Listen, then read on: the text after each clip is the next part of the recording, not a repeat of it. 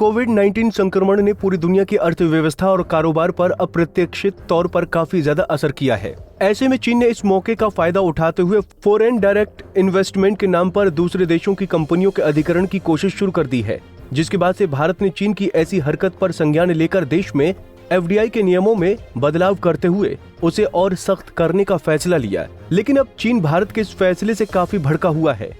भारत में FDI के नियमों में बदलाव को लेकर ऐतराज जताते हुए चीन का कहना है कि ये फैसला विश्व व्यापार संगठन के सिद्धांतों के खिलाफ है। दरअसल FDI के नए नियमों के तहत अब भारत की सीमा से जुड़े किसी भी देश के नागरिक या कंपनी को निवेश से पहले सरकार की मंजूरी लेनी होगी।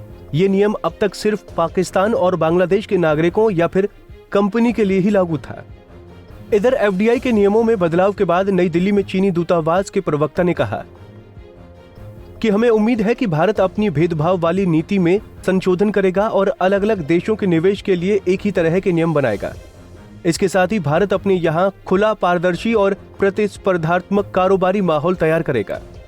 जिसके बाद चीन के सरकारी अखबार ग्लोबल टाइम्स ने भारत को धमकी देने के लिहाज से एक एडिटोरियल छापा, जिसमें लिखा गया कि चीन की वर्कफोर्स को शुक्रिया, अब देश अपने लिए और पूरी दुनिया के लिए मेडिकल सप्लाई करने में सक्षम है। हालांकि भारत सरकार ने इस तथ्य को नजरअंदाज कर दिया है और विदेशी निवेश के नियमों को सख्त करने के लिए कोरोना संकट को वजह बता दिया।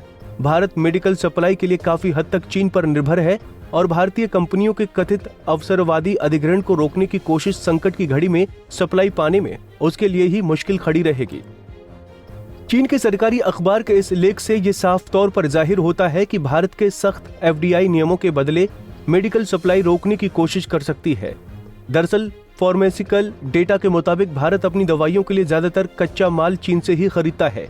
ऐसे में FDI नियमों के और सख्त होने को लेकर भारतीय कंपनियां पहले ही चिंता जाहिर कर चुकी हैं कि चीन से कच्चे माल की आपूर्ति प्रभावित होने से भारत के उत्पादन पर बहुत बड़ा असर पड़ सकता है।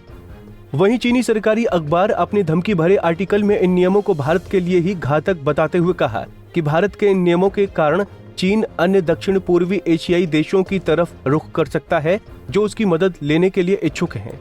हालांकि भारत इकलौता देश नहीं है जिसने कोरोना संकट के चलते FDI के नियमों को सख्त किया है। ऑस्ट्रेलिया ने भी हाल ही में ये फैसला लिया है कि विदेशी निवेश के सभी प्रस्तावों का कोरोना वायरस के संकट के दौरान एक रिव्यू बोर्ड आकलन करेगा। वहीं जर्मनी ने भी अपनी कंपनियों की सुरक्षा के लिए पॉलिसी में संशोधन किया है।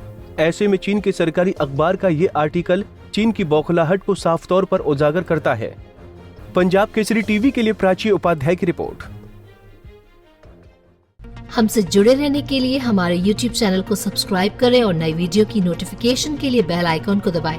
अगर आप ये वीडियो Facebook पर देख रहे हैं तो लाइक जरूर करें और ज्यादा से ज्यादा शेयर करें। धन्यवाद।